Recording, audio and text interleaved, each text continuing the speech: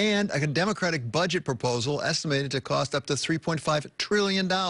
Take us through how we get all of this done. Welcome now, Congressman Warren Davidson of Ohio. So, Congressman, thank you so much for being with us. You're a Republican, so I'm not sure you want to get quite all of it done, but what's realistic to expect out of our Congress over the next 30 days? Yeah, great. I love how you framed it. Those are the four big things. And, you know, we've really done a lot in Congress to make it so that the impact of these policy fights don't have as much of an impact on shutdowns. So we hope to avoid, as you say, priority one, keep the government funded and operational. The other one is the debt ceiling. And right now, the proposal from Democrats is to just raise it. Normally, when you raise the debt ceiling, kind of the whole reason that it's there, it's like a credit limit. You know, so if you want a bigger line of credit for your business, normally you sit down and talk with your bankers. And so how are things going and what are you going to do to be able to deliver on funding this higher line of credit?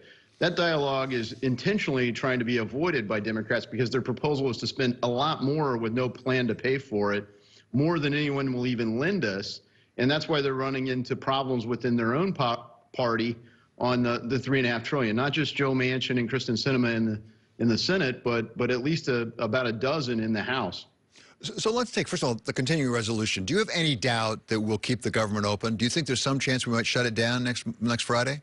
I think close to 0%. I mean, I can't imagine there being a will to do something other than a continuing resolution at this point, especially in light of the fact that the Democrats don't appear to have the votes on $3.5 trillion. I expect some brinksmanship on their part to try to force some of their members to vote for this, you know, kind of Bernie budget, as it's been called.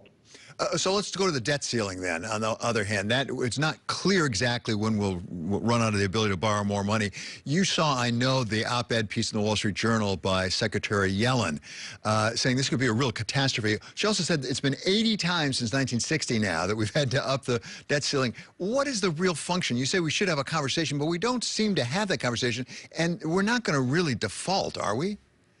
Yeah, I mean, so it would be catastrophic if we defaulted. Everyone says that. But what's really catastrophic is, you know, what we've done to the value of the dollar. If you think about it, you know, we've got $29 trillion of debt right now, and the Federal Reserve has $8 trillion on their own balance sheet. So, you know, one way of looking at it, it's a bit of a simplification, but, you know, 8/29 of our debt has already been monetized, right? So if you look at what's going on in inflation, when you inflate the currency by saying, look, we don't even have to be constrained by the ability to tax anymore. We don't even have to be constrained by the ability to have somebody lend us the money. We'll just dump it onto the Fed's balance sheet and monetize the debt. This is not going to end well. And so we do have to use this opportunity to say we have first and foremost a math problem, and we have to solve it. We have to begin tackling that, and you know, not cold turkey, but previous budgets have tried to tackle it in as long as 15 years, and we can't get consensus. So tell us about the other two issues pending up there, infrastructure on the one hand and budget on the other. There seems to be a question, and this is within the Democratic caucus, not your problem, but you're observing it, and you may be affected by it, about who goes first here, or whether they can actually do the infrastructure thing without having done the bigger budget. Is it possible for them to pass, and by them I mean Congress, including you, pass the infrastructure and have Nancy Pelosi hold off on it? You heard Congressman Yarmouth, the head of the Budget Committee, suggest that over the weekend. Yeah, and I don't think there's a path, any other path, because in the House, you know, Nancy Pelosi hasn't been broken often. She was broken, I think, for the first time in her speakership, either time she's been speaker, at the end of July over the eviction moratorium. 20-plus Democrats said we're not going to vote for this policy, especially right after the Supreme Court said we shouldn't be doing this. But they were also didn't have the votes in August when we came back into a session. So there are people that say we're not voting for the $3.5 trillion unless we get the $1.2 trillion infrastructure vote first. And you know, there are votes there for the infrastructure bill, and mostly because it does contain some infrastructure. To me, it's got a lot more stuff in it than just infrastructure, which is problematic. But I think the votes would be there just for that $1.2 trillion infrastructure bill. I don't think they have the votes in the House or the Senate for the $3.5 trillion. How is all this playing for your constituents back in Ohio? And I guess to put it very specifically, what about the midterm elections coming up? Having infrastructure, is that a good thing for Democrats to say, we got you infrastructure? People in Ohio want that? I mean, it's a good thing for everybody to do traditional core infrastructure. And, you know, the biggest project near me is in Cincinnati. The Brent Spence Bridge goes across the Ohio River, connects, Ohio and Kentucky. About 3.5% of U.S. GDP goes across that bridge in a given day or year. And so it would be broadly bipartisan if you narrowly focused on that. I think they've stretched the bounds of the word infrastructure to full capacity in the infrastructure bill. And then they've got this other word, human infrastructure, for the other piece. And that's not bipartisan. So there is a strong desire to do true core infrastructure.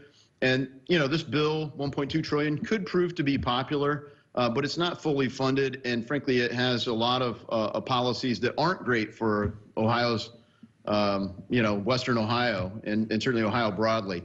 So it is not popular. And right now, the fact that it's causing massive inflation is the peak concern, and markets are finally reacting to that today. But focusing in on that infrastructure part, you said $1.2 trillion. I think it's $550 billion in new money, right, for infrastructure. Right. Is there a risk for Republicans like you of being seen as stopping that? Because people do, it's broadly popular, I think, across the country to invest in some of our roads and bridges.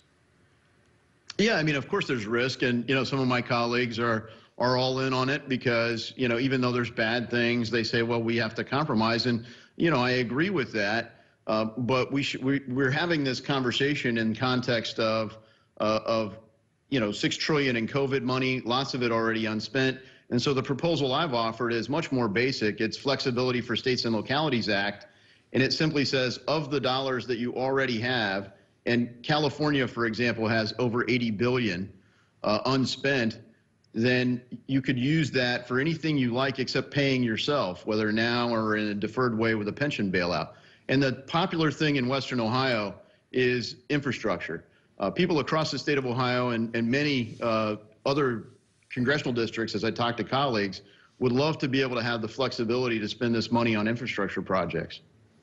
Have the Democrats positioned this correctly, in your opinion, for the midterms to get credit for it if they get the infrastructure?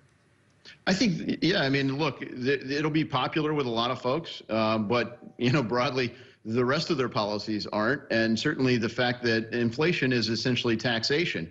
I mean, it's killing the spending power for citizens. And, I was just reading a post by Lance Roberts, for example. He's really done a great job highlighting, how really the Fed and Congress and our profligate spending is a big part of the wealth gap. And what's going on, people don't understand. Taxation isn't growing the wealth gap. It's progressive already. This monetary and fiscal policy that's destroying the spending power of the dollar is definitely growing the wealth gap. Congress, it's always great to have you with us. Really appreciate your time today. That's Republican Congressman Warren Davidson of Ohio. Coming up, the crisis over Evergrande. We'll look at which stocks are getting hit hard next. This is Balance of Power on Bloomberg Television and Radio.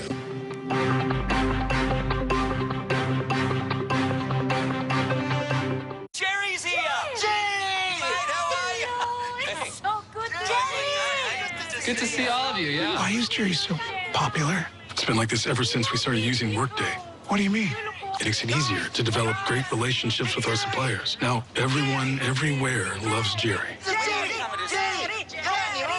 They sure do. They do. They really do. Mm-hmm. Workday. Finance, HR, planning, and spending.